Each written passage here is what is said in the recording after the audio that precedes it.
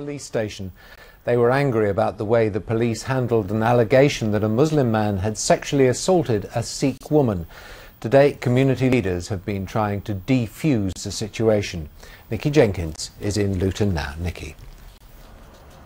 Well, that meeting began just 10 or 15 minutes or so ago. Seated around a table in the Gurdwara behind me are representatives of both the Sikh and the Muslim communities in Luton, about 30 or 40 people in total, really trying to resolve this gulf that has opened up between them, a wound which at this point in time they are working at their best to try and seal. Today there were still signs of tension, but nothing compared with last night.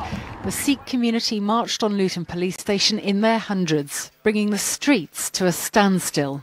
Angry families at the police station. There must have been about 300. And the women were lying in the road. They had to block off the roads from that side and that side. There was a lot of police there, and the police dogs came out. So a lot of angry people. In the light of day, the community's concerns are clearer too. Fears that their young women are being targeted by Muslim men. Young girls, from the school age, college age, being targeted by older, men from the Pakistani community, and sort of duping them into believing that they're in love and that sort of thing, and then it all comes to grief because they're just treated as sexual toys to be played with, like the case that's happened in Rochdale. The Rochdale case involved white girls being targeted by Muslim gangs, although the police there denied that it was racially motivated. One member of the Sikh community described last night as a warning shot across the bow of local Muslims, telling them to get their house in order. The police are facing criticism too. We've seen cases nationally, and it would be naive of us to think that Luton would always be immune.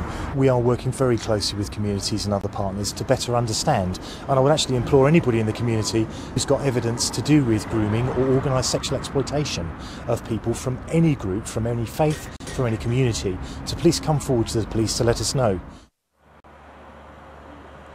Well, it's not the first time that we've seen something like this in Luton. The police have been criticised before in situations where communities feel that honour is somehow bound up in the crime, so to speak.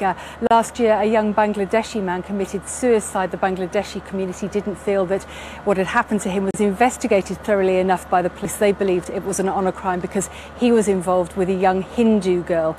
The situation here is slightly different between the Muslims and the Sikhs, and there has been great moves and great talking today to try and reach some kind of a resolution. It is, after all, a minority of Muslim men that they are talking about, and both sides are coming together to try and solve this situation. They are honour bound, if you like, to find a resolution.